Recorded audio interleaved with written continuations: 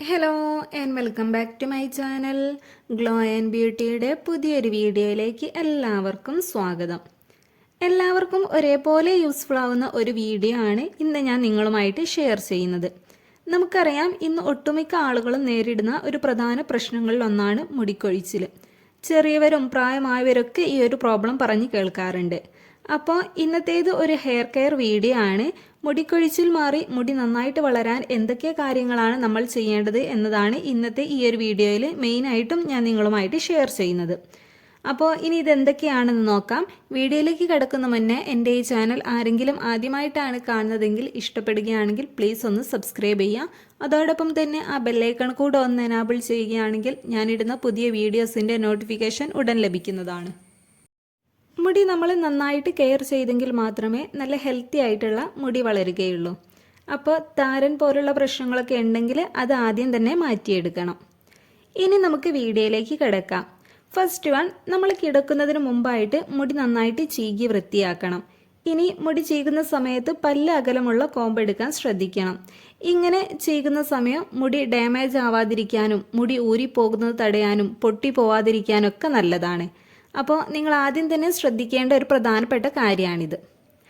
അടുത്തത്, ഇതേപോലെ മുടിയിലെ കെട്ടൊക്കെ കളഞ്ഞ ശേഷം നിങ്ങൾ സാധാരണ ഏത് ഓയിലാണോ ഹെയറിൽ തേക്കാറുള്ളത് അതിൽ നിന്നും ഒരു 2-3 തുള്ളി മാത്രം എടുത്ത് ഹെയറിൽ അപ്ലൈ ചെയ്ത് മസാജ് ചെയ്ത് കൊടുക്കുക.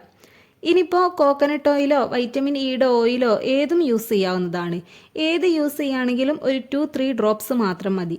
പിന്നെ കോക്കനട്ട് ഓയിൽ ആണ് നിങ്ങൾ എടുക്കുന്നതെങ്കിൽ ഡബിൾ ബോയിൽ ചെയ്ത് യൂസ് ചെയ്യുന്നത് ഒന്നുകൂടെ നന്നാവും. ഇങ്ങനെ ഓയിൽ മുടിയിലും സ്കാൽപ്പിലും കൂടെ ആയിട്ട് അപ്ലൈ ചെയ്ത് ഒരു 2 മിനിറ്റ് ഒന്ന് മസാജ് ചെയ്ത് കൊടുക്കണം. ഇനി അടുത്തൊരു സ്റ്റെപ്പാണ്, ഇങ്ങനെ നിങ്ങൾ മുടിയൊക്കെ മസാജ് ചെയ്ത ശേഷം നിങ്ങൾ ഒന്നെങ്കിൽ മുടി പിരിച്ചിടുകയോ അല്ലെങ്കിൽ മുടി നോർമലായിട്ട് നമ്മൾ വീട്ടിലൊക്കെ കെട്ടാറില്ലേ അതേപോലെ മുകളിലേക്കാക്കി കെട്ടിവെക്കുകയോ ചെയ്യണം. എങ്കിലും ഒന്നുകൂടെ നല്ലത് മുടി പിരിച്ചിടുന്നതാണ്. ഇനിയിപ്പോൾ നിങ്ങൾ മുടി പിരിച്ചിടുകയോ കെട്ടിവെക്കുകയോ എങ്ങനെ ചെയ്യുകയാണെങ്കിലും മുടി അധികം ടൈറ്റായി കെട്ടിവെക്കാതിരിക്കാൻ ശ്രദ്ധിക്കണം. നമ്മളിങ്ങനെ അധികം ടൈറ്റാക്കി കെട്ടുമ്പോൾ അത് നമ്മുടെ മുടിക്ക് ഡാമേജ് വരാനുള്ള ചാൻസ് കൂടുതലാണ്. അപ്പോൾ ഇത്രയും കാര്യങ്ങളാണ് നിങ്ങൾ മുടി വളരാൻ വേണ്ടിയിട്ട് രാത്രിയിൽ ചെയ്യേണ്ടത്. ഇതിനു പുറമെ നമ്മൾ ഭക്ഷണ രീതിയിലും കുറച്ച് കാര്യങ്ങൾ ശ്രദ്ധിക്കേണ്ടതുണ്ട്. വൈറ്റമിൻസ് അടങ്ങിയ ഭക്ഷണങ്ങൾ നമ്മൾ ഡയറ്റിൽ ഉൾപ്പെടുത്താൻ നോക്കണം. അതായത് ഇലക്കറികൾ, ബീൻസ്, ചെറിയ മീൻ, എഗ്ഗ്, ചിക്കന് ഇതൊക്കെ നമ്മൾ ഡയറ്റിൽ ഉൾപ്പെടുത്തുക.